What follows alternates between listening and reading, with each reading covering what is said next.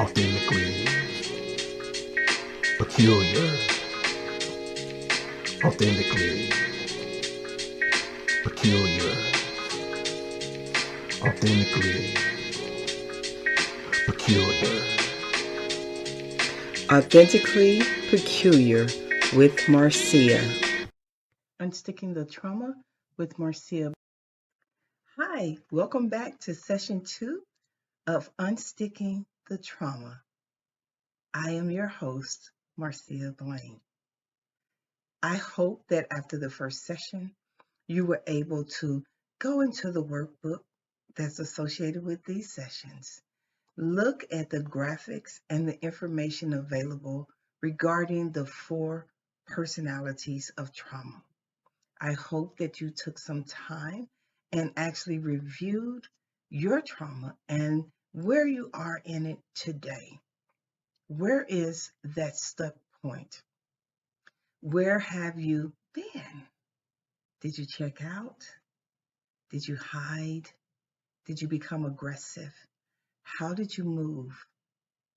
I want you to consider this. Being unstuck is simply defined as the inability to move past the traumatic entry. It is the inability to identify cracks in your foundation. Think about this.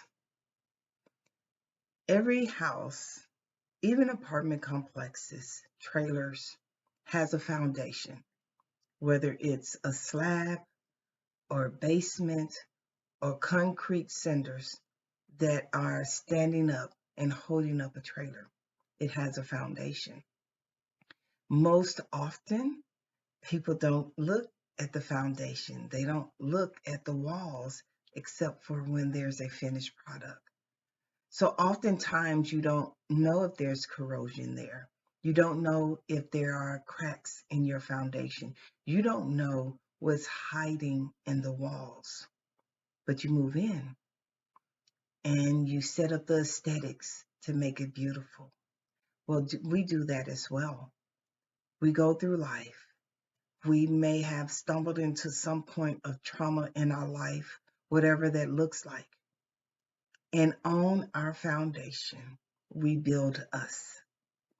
We recognize that we are in places of defensiveness. We often become quiet and don't have a voice. We're unseen because we don't know what to do with what we're feeling. We just know that this is the foundation that we were giving, and we have to make a life out of it.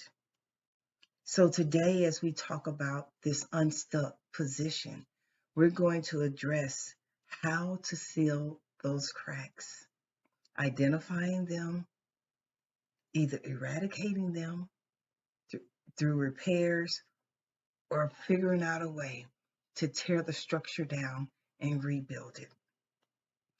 Part of what we're going to talk about is giving ourselves permission to move through the pain of trauma, recognizing that in that pain, we can have power. One of the things that I often write about, and I actually have a journal nearby that says, make your pain turn into power. And so as I'm writing in my journal, and you'll learn that too, discovering what is new about my behavior, my response, moving through this life, recognizing that at this point, pain and trauma can no longer dictate where I am in my life.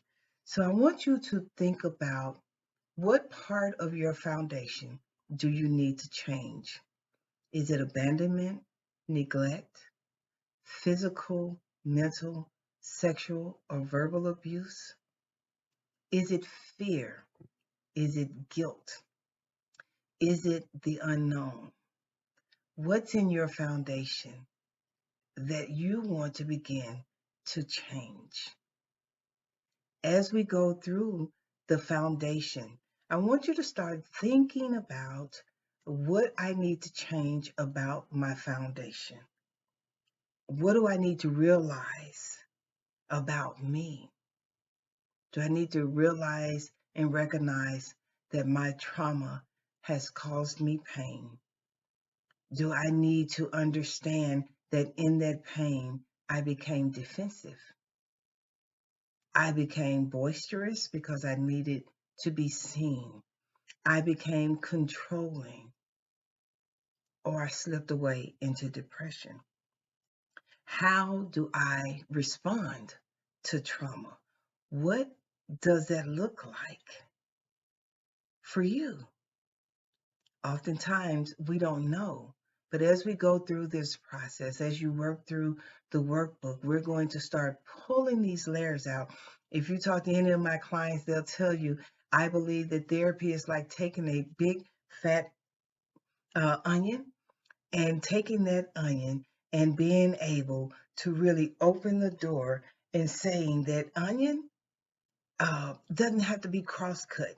It doesn't have to be over-sliced or anything. What we can do is we peel the layers.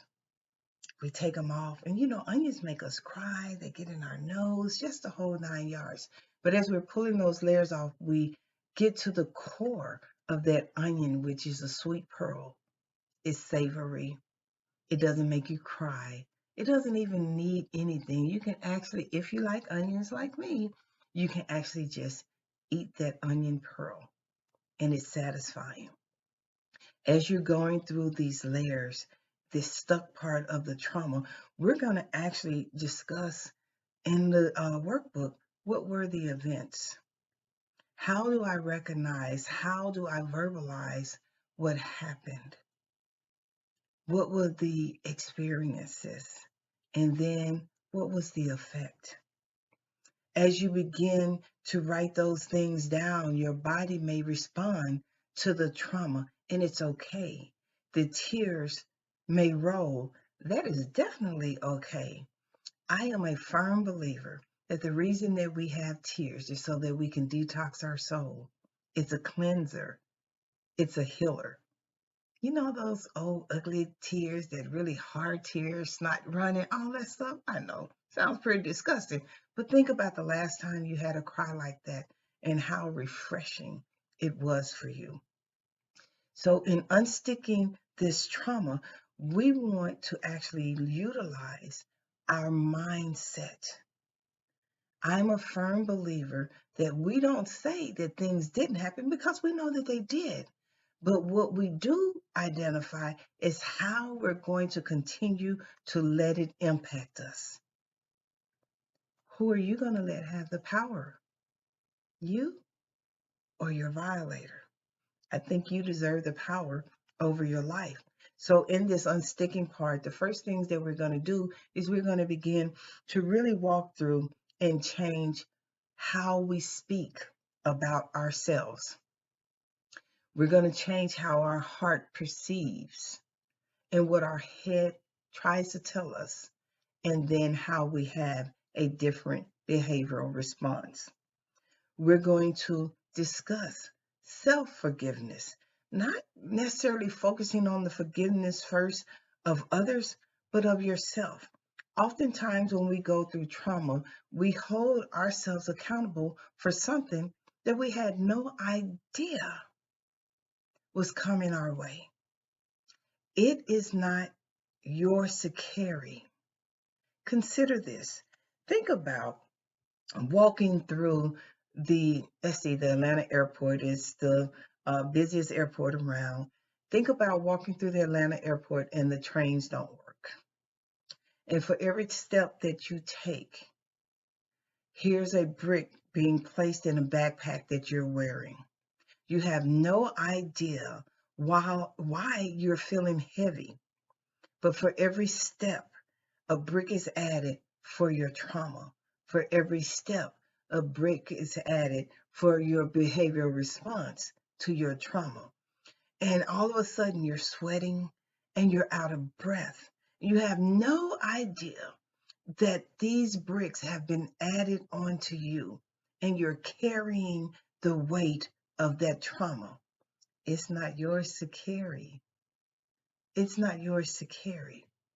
Sometimes we have to learn self-forgiveness so that we can pick up self-empowerment, so that we get the opportunity to recontrol our life. That is what unsticking the trauma looks like. There are so many studies out about trauma, and it's widespread. In session 1, we talked about trauma, parental trauma, moms and dads, abandonment, neglect, verbal abuse, having to suffer through the silence of hearing the arguments, having to feel like you need to choose whose side you're on, going to bed crying, wishing that one or the other would love you just enough, would build you up just enough, would support you, would see you. Understanding that that stuck point, it didn't belong to you either.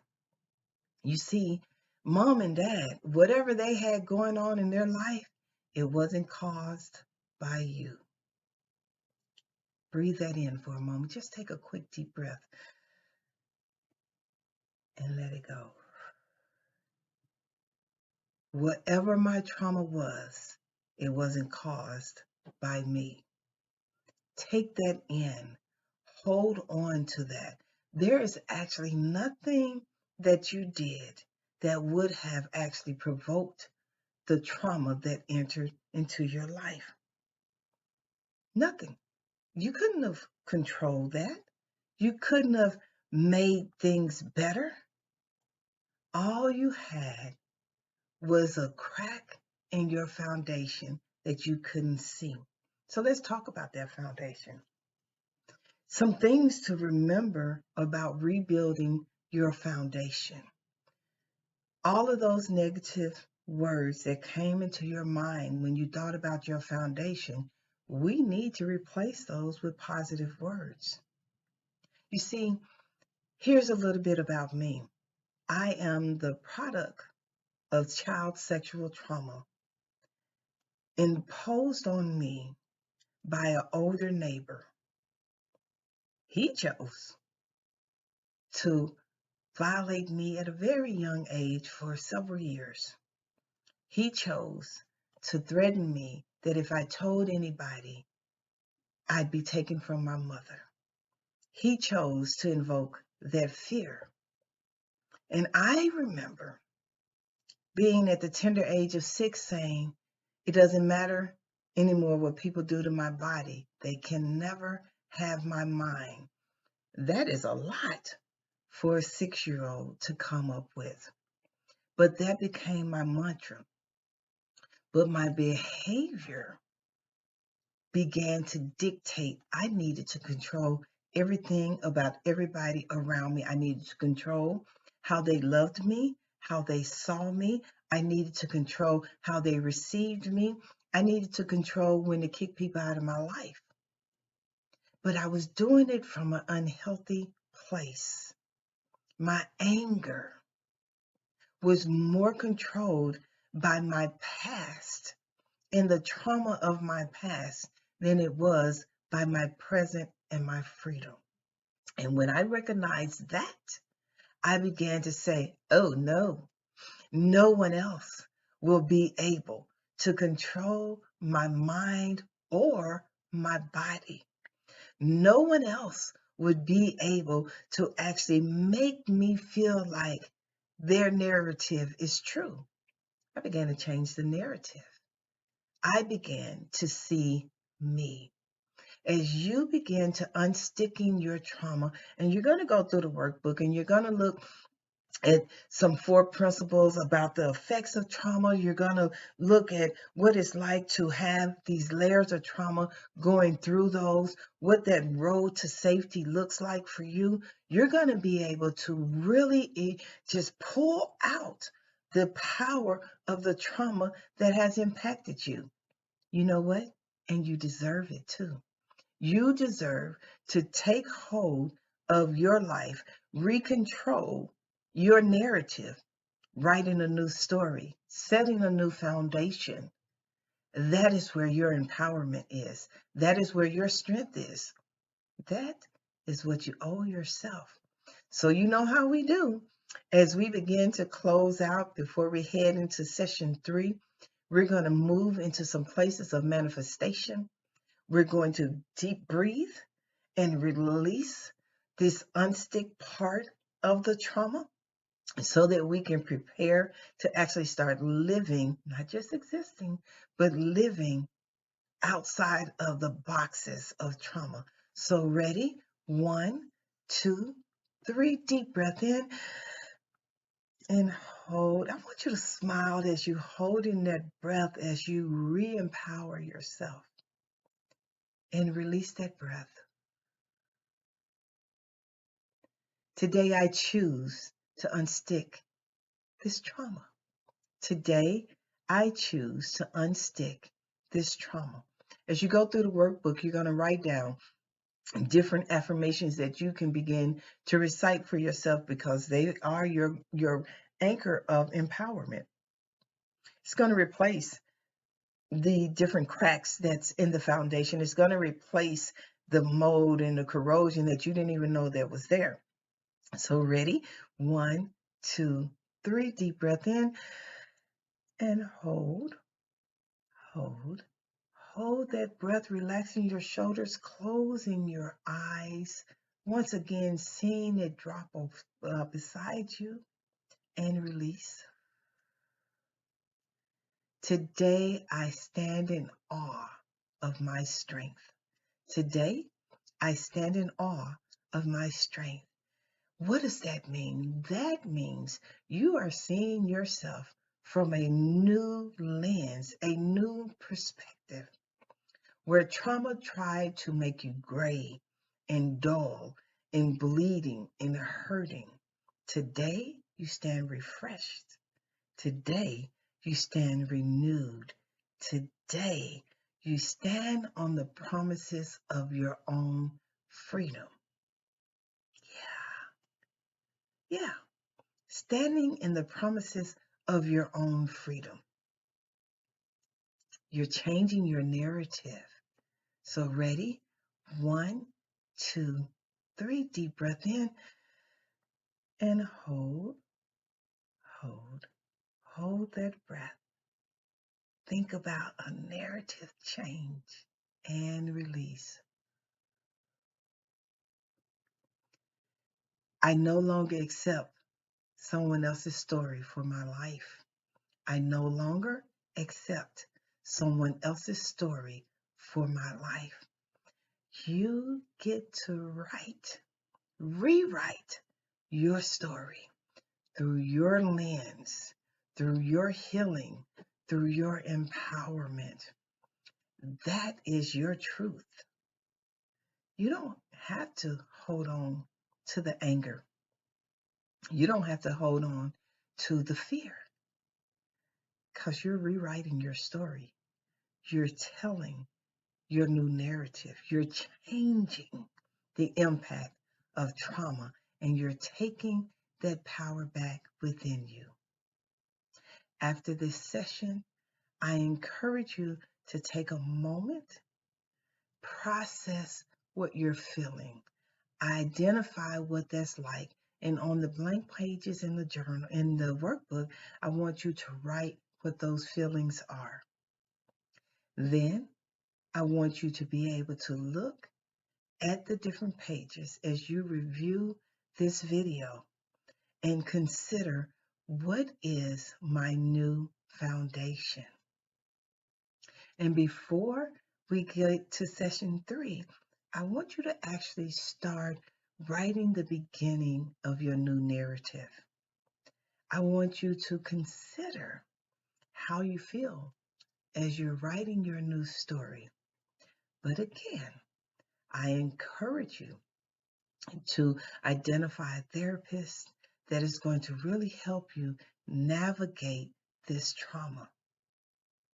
Don't be ashamed to talk about where things are, because along with a solid therapist that is going to help you, your life is going to actually experience the best change that you can imagine.